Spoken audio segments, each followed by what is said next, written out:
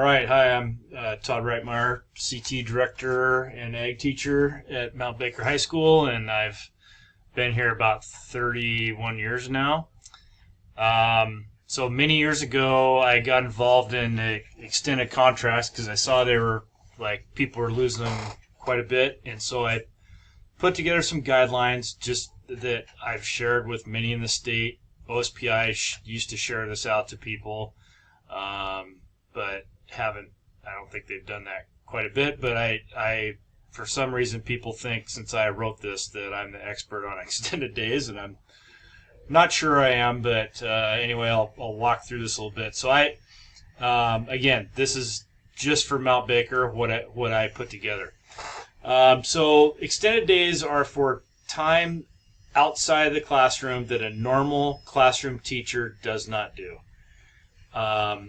It is not, grading papers. It's not parent-teacher conferences. It's not that stuff. It's for the extra stuff that a normal teacher doesn't do, such as project visits, fairs, contest practices, competitions you go to, state convention, purchasing stuff in town, for your shop class or watering the greenhouse or whatever. So it is, I've kind of, sorry, I'm typing something.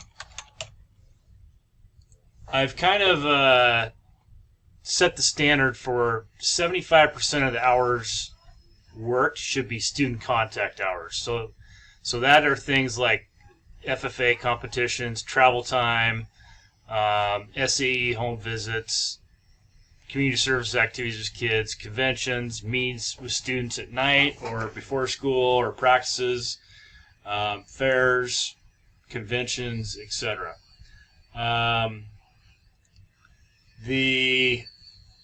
And then on the other hand, 25% of the time that we're not with students. I mean, that's quite a bit of time that we do that is not student contact. So advisory committee meetings, CTE teacher conferences, planning for a competition, like planning. I usually spend Sunday if I'm planning, all of my forestry contests for the spring. I'll spend a Sunday doing it just because it's quieter and I got too much going on during the week to call hotels and all that kind of stuff. So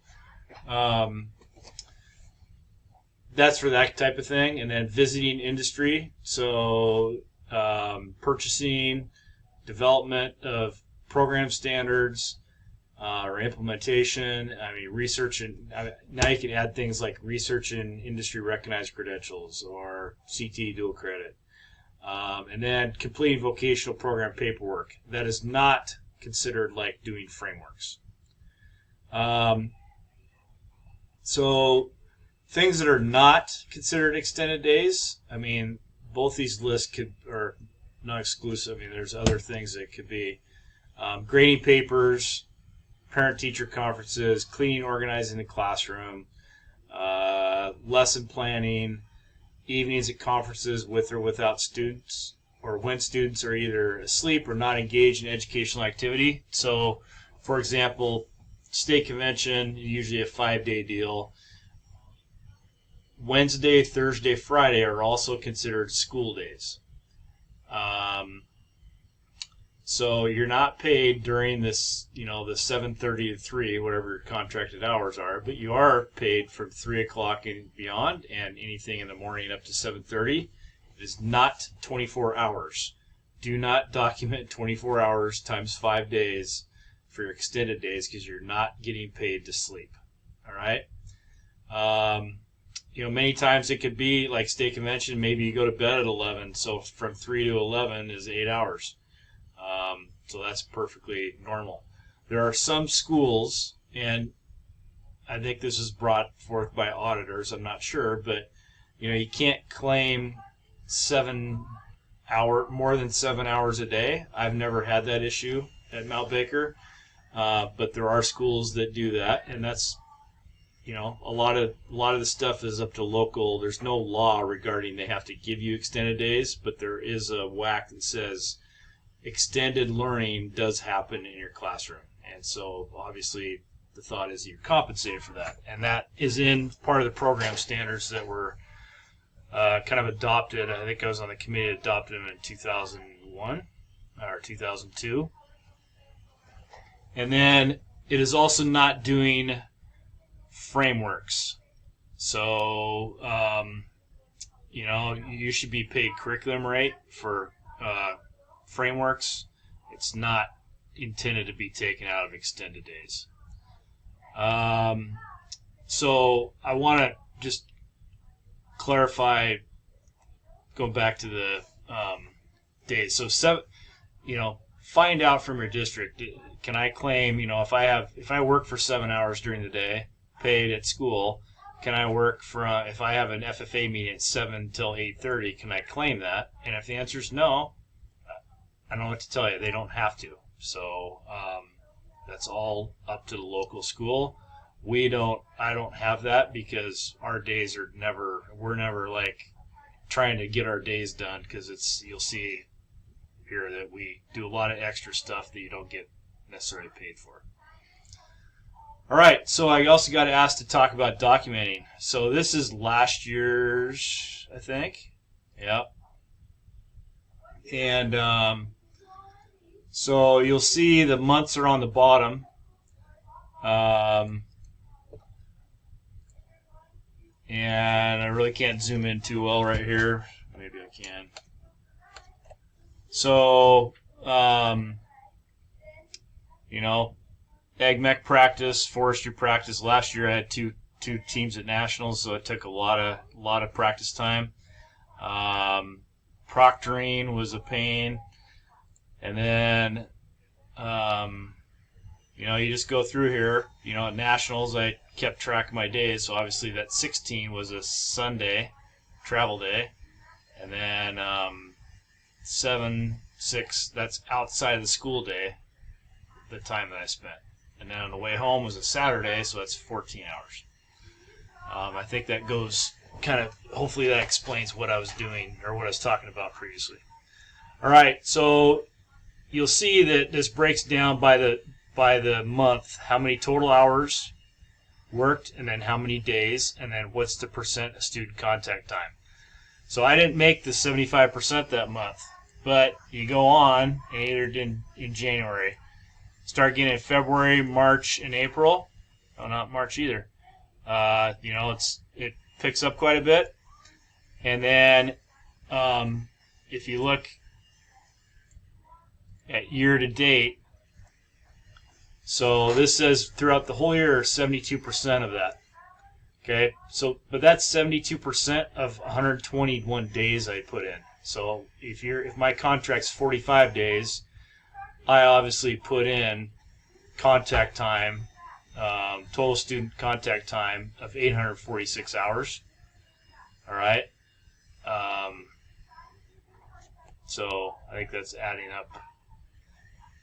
Well, I don't have it on the spreadsheet. So 380 plus 177 plus 27 plus 25. All right. So out of 45 day or say 40-day contract I'm paid, I put in more than 30 days. Okay.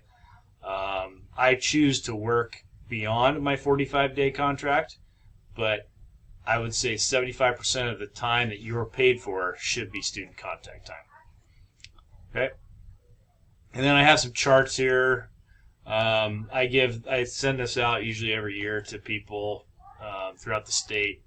So this is my non-contact time, student contact time. This is my contact time. I'm not sure what this all means here. This graph I don't think is showing right, and there's some sliver here that's something else. I'm not sure. All right, and I would say that this is extended contracts are usually the first to be cut by administrators, CTE directors, whatnot. 40 days used to be kind of the standard across the state, and now I know for a fact it's much lower than that, which is unfortunate. So most of extended time comes out of your budget, your MSOC budget, which is the money that you get to spend on your classroom stuff. So, sometimes you want to be careful because if you have a huge extended contract, then you might not, like I do, you might not have a whole lot of money to buy extra stuff. So you're looking for other grants and things like that.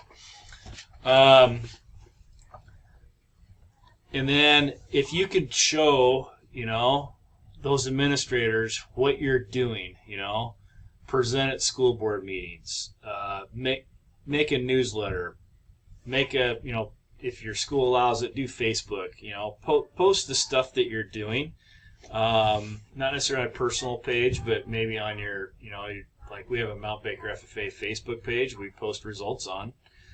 Our school board, our superintendent asks every couple weeks, anything for good of the order, and contest results and pictures.